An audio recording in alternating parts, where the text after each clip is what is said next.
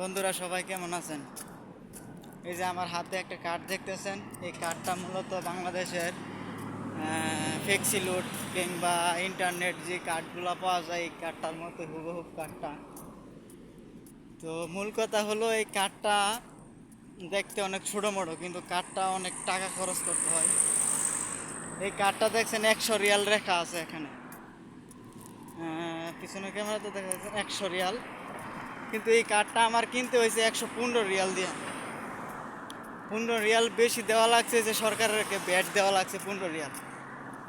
তো এই 115 রিয়ালে একটা কার্ড কিনলে 100 রিয়াল মোবাইলে ফ্লেক্সি লোড করা যায়। আর এই 100 রিয়াল এক মাসের নেট খরচ মিলে দিলে যাইবে আর কি।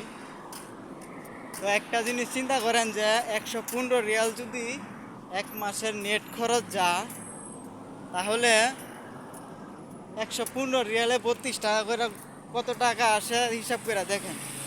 তো বাংলাদেশে তো মনে করেন যে 500 টাকা বললে সারা মাস নেট কিনাও মনে করেন আরও টাকা থাকবে, কিন্তু 4,000 টাকা 4,500 টাকা দিয়ে এক মাসের নেট খরচ কিনা লাগে।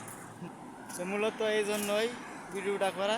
ভিডিওটি ভালো লাগলে সবাই লাইক কমেন্ট করবেন।